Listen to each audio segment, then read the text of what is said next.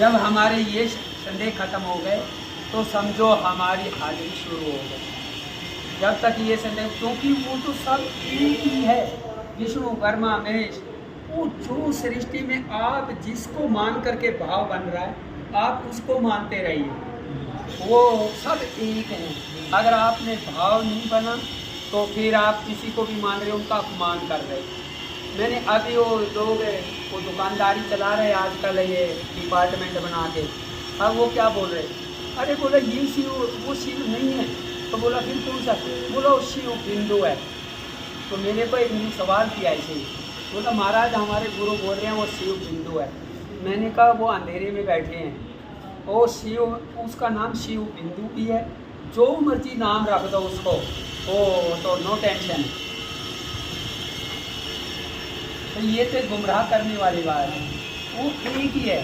वो तो करोड़, मैंने कृष्ण भगवान ने तो 16,108 रूप बना लिए थे जिस समय गोपियाँ, नहीं तो वो कहीं भी नहीं गए, उनसे अलग ही थे वो। तो ये जो हमारा शिवलिंग है जिससे हम जल चढ़ाते हैं, ये अलग है और शंकर भगवान अलग है, तो एक ही है। वो एक ही, आपका भाव जो करेगा वो है। आप इसको मान रहे वो है, उसको मान रहे वो है, दोनों के एक मान रहे एक है। ऐसे इसके ऊपर भी मैं छोटा सा दृष्टांत बता दूंगा।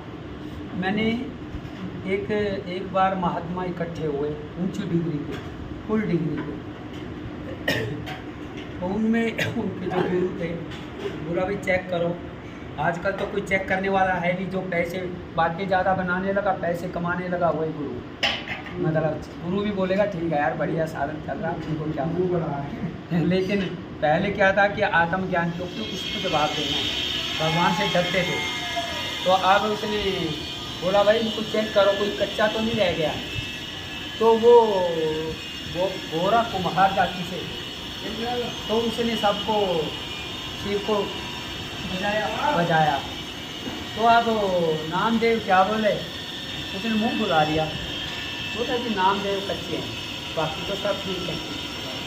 नामदेव बोल रहा है ज़्यादा ही तो अपनी एक्टिंग दिखा रहा, मेरे तो घर भगवान है। समझने का रहस्य अगर एक बात समझ में आ गई, जीवन में कुछ समझना बाकी नहीं रहेगा। ये बड़ा पॉइंट की बात है, ये साथ में और भी निकल आती है ये बात। तो बोला उसको जवाब दे के गुरु के पास गया, बोला गुरु जी देखो क्या अपनी ये एक्टिंग कर रहे हैं। अरे बोला ये सच है। तो बोला फिर क्या करें, मतलब उनकी मान नहीं पड़ी। बोला जो मेरे घर में भगवान है, बोला वो तो नकली है, भगवान ही बुला रहा है ना। बोला वो तो नकली है, बोला नकली है। बोला हाँ, अब गुरु सच बोलते हैं, क्योंकि गुरु सोच रहा अभी तेरे अंदर रखने की काबिलियत नहीं है, तेरे अंदर हवा है, वो हवा निकाल तो उन पर विश्वास कर लिया तो भगवान है, और नहीं तो नकली है। भगवान तो जान रहा, भगवान ने ही बोला इसको कि ये मेरी मर्यादा भंग कर रहा है, मैं तो मजबूर हो रहा हूँ इसकी भक्ति से। तो आप जाके बोला अरे ओ करना, बोला तो नकली है क्या, और क्या, फिर तो यहाँ क्या कर रहा है बात, वो तो चाह ही यही रहा था, भाग्य। मैंने आपके अंदर संशय हो गया, इसके अंदर थोड़ा सा मैं ये भी बता देता हूँ आपको, शायद और ज़्यादा समझ में आएगा। जिसमें बजरंग बली और श्री राम जी मिल रहे थे, तो राम जी ने बोला आप कौन हैं, तो बोला मैं वो, और हनुमान जैसे आपने पढ़ा हुआ है सुना हुआ है, तो बोला मैं दशरथ का पुत्र और ऐसे ऐसे वनवास का आदमी। तो पाँव में गिर गया, प्रभु मैं तो पशु, लेकिन आप तो भगवान हैं। लेकिन ये आदमी जो जिसको प्रभु कृपा करते हैं वो समझेगा, वो जैसा भाव है, क्योंकि हनुमान का उस समय यही था कि कौन है। जब उसने परख लिया तो वो भगवान बन गए, और नहीं तो उनको आप कौन है, तो मैं तो दशरथ का, क्योंकि लोग दशरथ का बेटा मानते थे, तो उन्होंने मान लिया तो उन्होंने।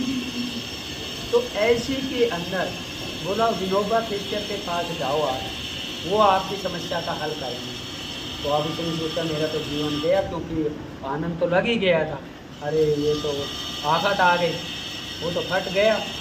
जा कर के उस टाइम वो महात्मा शिवलिंग के ऊपर पैर रखे लेटे हुए थे। अब उसको देख कर के क्या ले भाई, आज तो मेरा दुर्भाग्य, सारा मजाक ही कर रहे, गुरु जी भी मजाक कर रहे। और तो देखिए जब गुरु मजाक करने लगे क्या होगा, कैसे होगा। तो चलो उसने सोचा अब तो आया है, बोला गुरुजी गुरुजी गुरुजी। बोला क्या है? बोला ये शिवलिंग पे पैर रखा है, इसको उठा लो। तो बोला तू उठा दे। तो उसने पैर उठा के रखा नीचे, वहाँ भी शिवलिंग बन गया। तो उठा के दूसरी तरफ रखा, वहाँ भी शिवलिंग बन गया। तो मतलब उसका ये है कि भगवान का कि आप भी शिवलिंग हैं। और शिवलिंग मैंने शांत लिंग है, लिंग को शांत कीजिए तो आप भी वही हैं। और हर अभ्यास से ये कामना वाला लिंग शांत कर लेंगे तब निधार और शांति और फिर प्यार पैदा होगा, यही कारण है इसका। तो ऐसे में देखो वो उसने वो शिवलिंग से दूसरी जगह रखा, वहाँ बन गया। तो ये कहीं भी बोलो, कैसा सुनो, किसी से सुनो, असलियत ये है कि आप ये शिवलिंग शांत लिंग मैंने हम इसकी पूजा कर रहे, तो भाव बनाओ बस। आप इस विषय में मत पढ़ो कि वो अलग है ये अलग, आप सुनो ही मत उस समय। मैंने जैसे चोर डाकू बोलता है ना, कई सत्संग भागवत और कान में उंगल है, तो ऐसे भगवान के ऊपर कोई सच्चे सुना रहा है तो आप कान में उंगली दे। बोलो बाबा भोलेनाथ की जय।